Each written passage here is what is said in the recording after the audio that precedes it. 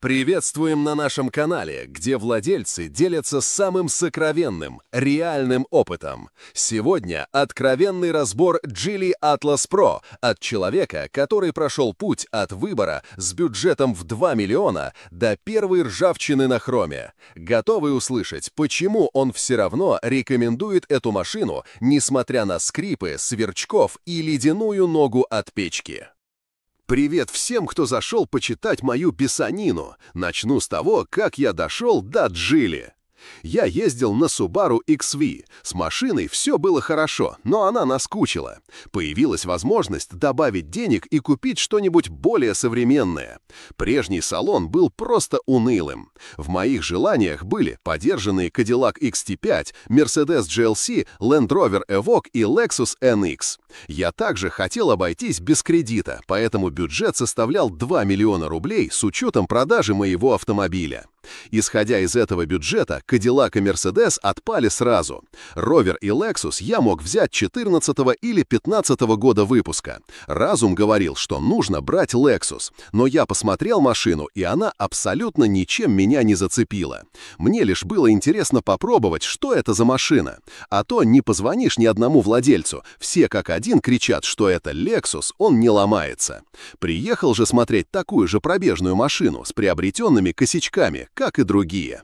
Остался Land Rover Evoque, но в нормальном состоянии за мои деньги найти его не смог. Брать кредит и потом вкладывать в машину деньги на ремонт не хотелось совсем. Думал дождаться Kia Sportage в новом кузове. Если уж и брать кредит, то на новую машину. Но мой Subaru продался. Через пару дней начались заморочки на Украине. Я понимал, что деньги начали гореть и надо что-то срочно покупать. Заехал в салон Kia, но Sportage в старом кузове за 2,7 миллиона рублей меня не впечатлил. Я рассматривал только полный привод. При этом я даже цвет не мог выбрать, только то, что навяжут вместе с каско. Еще были уже установленные допы, плюс машину нужно было ждать. Приехала бы она по новой неизвестной цене. Посмотрел Hyundai Tucson, там вообще дикость, за нормальную комплектацию 3,5 миллиона рублей. А что дешевле, то с приборной панелью, как у Жигулей пятерки. Поехал смотреть Chery Tiggo 8 Pro.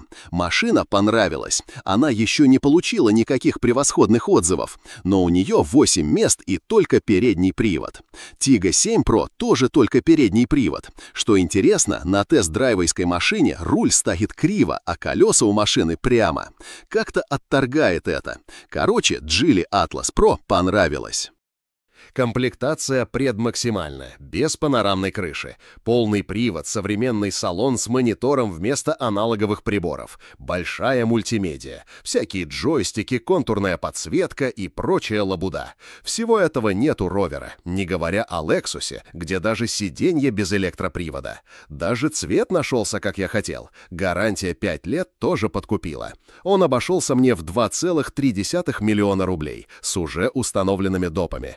Ждать машину под заказ было невыгодно, так как цены менялись каждый день. Катаюсь 3 месяца или 6 тысяч километров. Вот что могу отметить. Среди плюсов – современный салон, качество которого не хуже, чем у корейских машин, и как минимум не хуже, чем у Subaru. Он просторный, на заднем ряду не тесно и есть нормальный багажник с электроприводом. Управляемость была не хуже, чем у Infiniti EX25, она лучше, чем у Subaru. Я ездил на них 10 лет, Legacy, Outback, XV. Думал, там оппозитный двигатель, низкий центр тяжести, но все это оказалось ерундой. Если верить интернету, подвеску настраивала компания Lotus. В поворотах не кренится, имеет хорошую плавность хода, прямо как на Infiniti.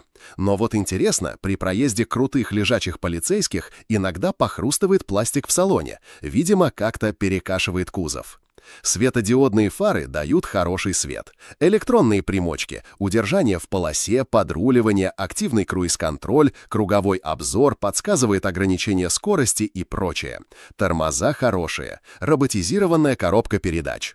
Поначалу она бесила меня своей задумчивостью. Стоишь, газ нажимаешь, 1-2 секунды думает о чем-то и только потом едем. Привык. Передачи переключаются без рывков и очень плавно. Это похоже на езду на вариаторе. Теперь расскажу о минусах. На первом месте, конечно же, репутация китайских машин. Отсюда и большая потеря в стоимости на вторичном рынке. Никто из моих знакомых никогда не ездил на китайцах. Тем не менее, все были уверены, что это точно фуфло. Посмотрев же машину, они признали, что я сделал правильный выбор. Я и сам поверить не могу, что отдал более 2 миллионов рублей. Каждый раз, заводя машину, жду подвоха. Но нет, ни одной ошибки и ни одного глюка не было. Относительно двигателя, он трехобъемный и имеет 3 цилиндра. Этот двигатель ставится на Volvo XC40. Получается вечно троящий двигатель. Это 1,5-литровый мотор с турбиной и мягким гибридом. Он размером с двигатель от мотоцикла, но, видимо, турбина делает свое дело. Динамики для города вполне хватает. Думал, будет экономить топливо, но нет. Аппетит 12-13 литров. Это при спокойной манере езды. Вообще не понял прикола. Зачем такой двигатель ставить именно для России? На обычном «Атласе» были 4-цилиндровые двигатели. Вот их бы и оставили. Ну да ладно, гарантия дается на 5 лет или на 150 тысяч километров пробега. А я более 3 лет на машине не езжу. Это просто надоедает.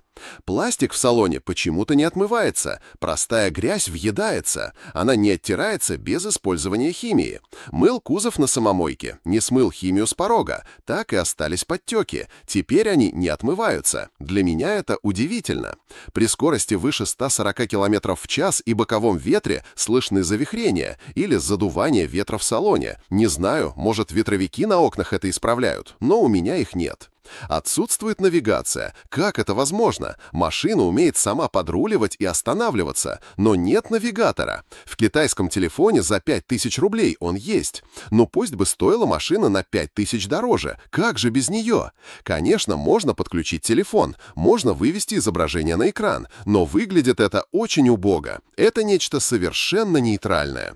Двери при работающем двигателе открываются изнутри со второго раза. Первый раз разблокирует дверь, второй раз уже открывает ее. Пассажиры же обычно дергают один раз за ручку и в панике начинают выламывать дверь. Моей жене эта функция нравится, меня же это самому очень бесит. Приветствие фарами. Подходишь к машине и начинают мигать фары. Игриво так бегают светодиоды. Потом мигает, загорается дальний свет. Каждый раз представляю, как матерятся встречные водители. Отключить это никак нельзя. Я проехал на данном авто 13 тысяч километров за полгода. Прошел техническое обслуживание ТО-1. Дополняю отзыв. Начну с хорошего. Пауза перед троганием совсем чуть-чуть сократилась. Чуть к ней привык, стала незаметной. Хочу еще подметить, что коробка, как подсказали мне в комментариях, действительно адаптируется под стиль езды. По сравнению с моими бывшими Subaru, Honda'ми, Infiniti, коробка очень умная. Режимы коробки тоже заметно меняют работу авто. На спортивном режиме все задержки напрочь пропадают. Авто тут же откликается на педаль газа. Был еще случай. Девушка застряла в канаве. Но и я, как джентльмен, ей стал помогать. Прицепил трос за свою машину. Режим комфорт. Газую, а машина моя не едет. Добавил оборотов 1000 под 4. Рычит, а все равно не едет. Уже стыдно стало. Переключил на режим бездорожья, и мы прямо легко так поехали. Короче говоря, режимы коробки работают. Не так давно я таскал на трассу «Жигули». Заводили ее так. Завести лохматинку так и не смогли. Но и робот мой тоже без замечаний. Не перегревался, ошибок не выдавал. Думаю, не такой уж он и нежный. Ничего и нигде не сломалось. Глюков нет. Пропала у меня предвзятость, что это китайская машина, и что она должна ломаться. Но появились сверчки в передних дверях. Это отношу к минусам. Минусы включают дребезганье в передних дверях. Оно происходит редко, примерно раз в неделю, и только в течение одной поездки. Мне не удается понять, что вызывает это дребезгание. Оно не связано с неровностями дороги или с погодой. Если опустить стекло хотя бы на миллиметр, дребезганье тут же пропадает. На первом техническом обслуживании мне подтянули что-то, относящееся к механизму опускания стекла. Бряканье тогда пропало на какое-то время. Недавно оно появилось снова, но уже реже. Меня раздражает вибрация двигателя. Мои пассажиры ее не замечают, но для меня это напряжение. Мотор оказался довольно шумным. Расход топлива составляет 11 или 12 литров в городе. Это в комфортном режиме с отключенной системой старт-стоп. Возможно, можно добиться расхода до 10 литров, но тогда двигатель будет постоянно глохнуть на остановках или при движении накатом. Я предпочитаю отключать эту функцию. Летняя резина, которая шла в комплекте с машиной, китайского производства, название начинается на букву «Г». Эта резина оказалась очень жесткой и шумной. Зимой я ставил липучку Pirelli. Зимняя резина с большим протектором была намного тише. Первое техническое обслуживание обошлось мне в 18 100 рублей. Это уже со скидкой в 400 рублей. Для двигателя нужно 6 литров масла. Залили масло Shell и поменяли масляный фильтр стоимостью 1750 рублей. Оставшаяся сумма ушла на оплату работы и разные мелочи.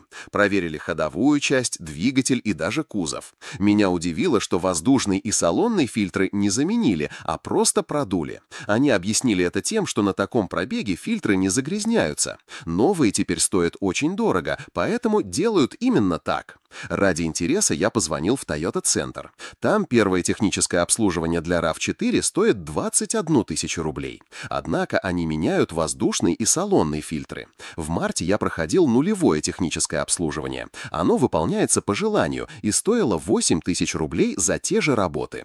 За 6 месяцев я проехал еще 10 тысяч километров. Общий пробег составил 20 тысяч километров.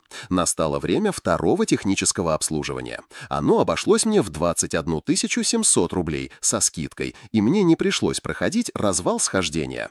Полная стоимость была около 24 500 рублей. За это время у меня не было поломок. Один раз сел аккумулятор, но это была моя вина. Я не закрыл дверь, и свет в салоне разрядил батарею за ночь.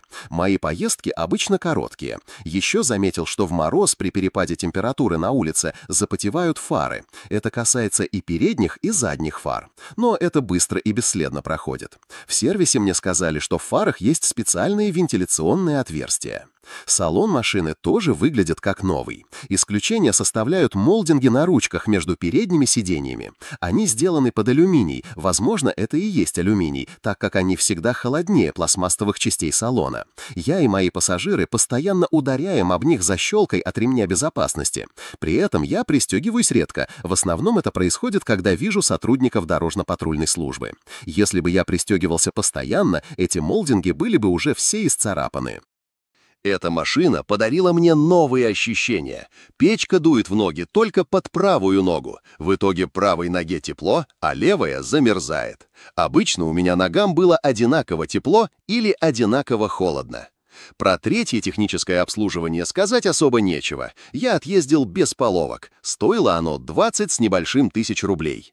Примерно при пробеге в 35 тысяч километров осенью при переключении с кондиционера на печку моторчик печки стал издавать неприятные звуки при включении. Я обратился к дилеру по гарантии. Проблему устранили. Говорят, что в моторе находилась смазка, которой там быть не должно. Они намекали, что я туда уже лазил. Разумеется, эта смазка не моя. Осенью, когда ремонтировал печку, я узнал стоимость четвертого технического обслуживания. На тот момент это удовольствие стоило 33 тысячи рублей. Я приехал в феврале, и мне насчитали уже 42 тысячи рублей. Подорожание объяснили увеличением оплаты труда. Я сказал приемщику, что машина продается, и мне нет необходимости делать такое дорогое техническое обслуживание. На это он дал мне скидку в 10 тысяч рублей. Стало, конечно, приятно, но тут же и не очень, так как дилер неплохо наживается, если так легко дает скидку в 25%. Отъездив без проблем на 2 года, я продал машину с пробегом 40 тысяч километров. Добавлю, что мне не понравилось в этой модели. Нет подогрева дворников и стекла, только форсунок омывателя. Подогрев сидений включается на сенсорном экране. При этом нужно посмотреть заставку Geely секунд 5. Далее необходимо согласиться с неким соглашением. Это занимает еще 5 секунд. Попа на кожаном сиденье в мороз успевает замерзнуть, но нагревается быстро. Еще в сильный мороз, когда промерзает водительское сиденье, оно жутко скрипит. Продолжая морозную тему, хочу отметить работу двигателя. При температуре ниже 25 градусов постоянно троящий двигатель начинает будто двоить. При этом добавляются вибрации, при потеплении все проходит. Возможно, это особенности моего автомобиля. Я не знаю. Узор Джили, за которым находятся динамики, тяжело очистить от грязи. Пластик плохого качества. Тот, что на дверных кассетах, легко морается и тяжело очищается. С пластика, который снаружи, например, с порогов и колесных арок, битум очищается вместе с краской. На хроме, расположенном на багажной двери между задними фонарями, стали появляться пятна, напоминающие ржавчину. Гарантия на хром длится 1 год. Дилер сразу уведомил меня об этом при моей жалобе. Остальное все понравилось. Впечатление о машине осталось хорошее. Как о других китайцах не знаю, но Джили к покупке рассматривать точно можно. Вот бы цены на них были адекватные. Если этот честный разбор ржавчины и скрипов помог развеять ваши сомнения, поставьте лайк и подпишитесь, ведь дальше будет еще честнее. А в плейлисте про Джили вас ждет разоблачение, почему ледяная нога – это еще не самое странное, что может случиться с этим автомобилем. Понравилась эта откровенная история про выбор между премиумом с пробегом и новым Атласом? Тогда ваш лайк и подписка помогут нам и дальше раскрывать все тайны китайских авто. Загляните в наш плейлист про Джили, там вас ждет вердикт по модели, которая удивила даже бывалых скептиков.